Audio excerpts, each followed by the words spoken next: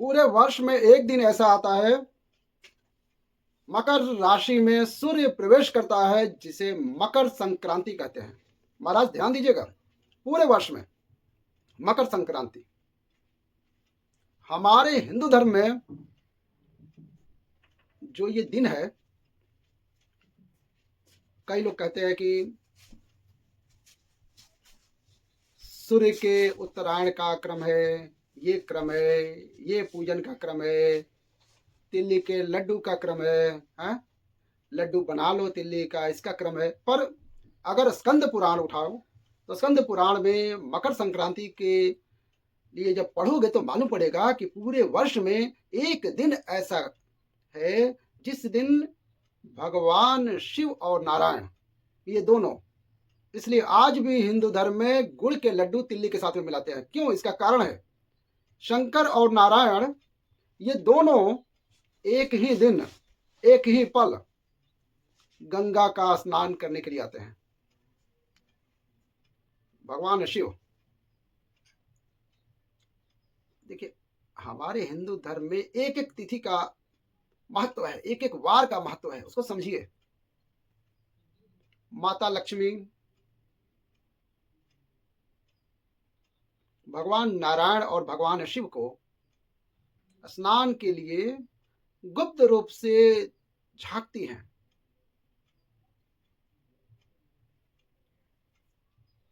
तो भगवान विष्णु ने अपनी तिरछी दृष्टि से माता लक्ष्मी को देखा।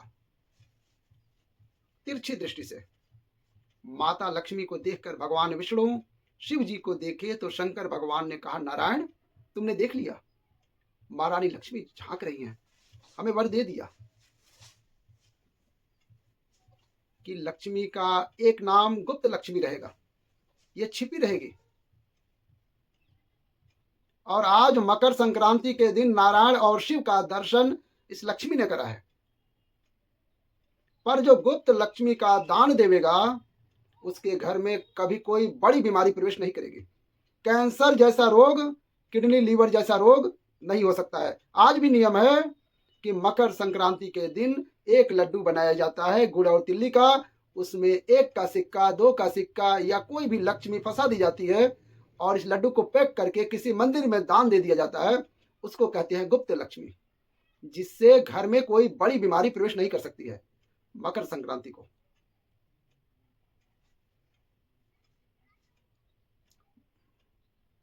मकर संक्रांति का जो दिवस है कोई साधारण दिवस नहीं है। आप लोग दान करते हो मकर संक्रांति के दिन, कितनी चीजें दान करते हो?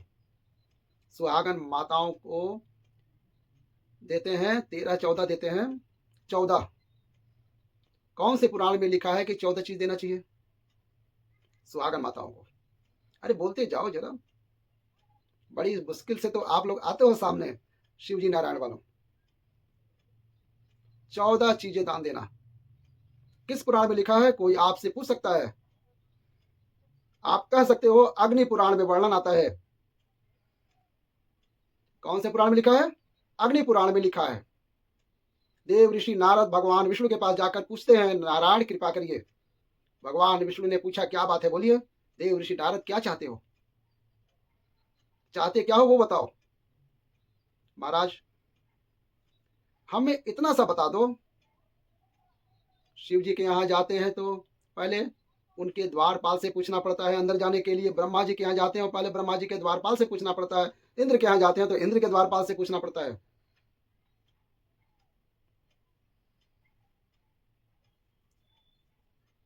हम जितनी भी जगह जाते हैं तो कोई ना कोई द्वारपाल से हमें पूछना पड़ता है अंदर जाने के लिए।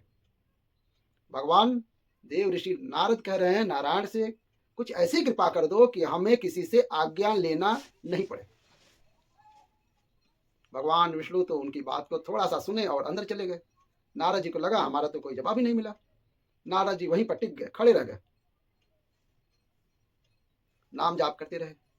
विष्णु वापस आए, देव ऋषि नारद से कहा, एक काम करो, जब सूर्य मकर में प्रवेश करते हुए उत्तरायण की ओर जावे, उस घड़ी उस पल में देव ऋषि नारद तुम 14 बार भगवान के नाम का, शिव नाम का नाम का, राम नाम का, कृष्ण नाम का दान दे दो। अब देखो यहां पर ये नहीं लिखा कि प्लास्टिक का डब्बा दो। समझ लेना आप लोग सच्चे से, लोगों ने दान को कितना तुच्छ कर दिया वो बताया जा रहा है। अग्नि पुराण में ये नहीं लिखा कि तुम प्लास्टिक की चाय की चलनी दो 14, बाल्टी दो 14, या प्लास्टिक का डब्बा दो 14।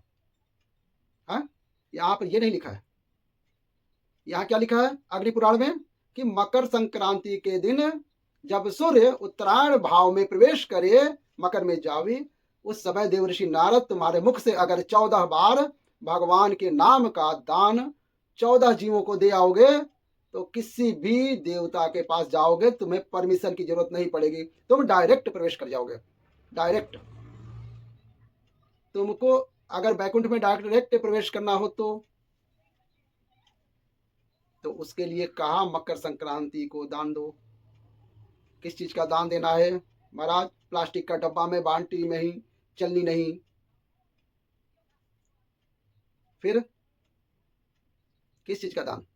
तो कहा अगर देवर्षि नारद आप दान दे रहे हो तो 14 नाम का दान दे दो। 14 जीवों को भगवान के नाम का भजन करो। और अगर संसार में तुम दान देते हो तो किस चीज का? अन्न से बड़ा कोई दान, अन्न से बड़ा कोई दान नहीं है।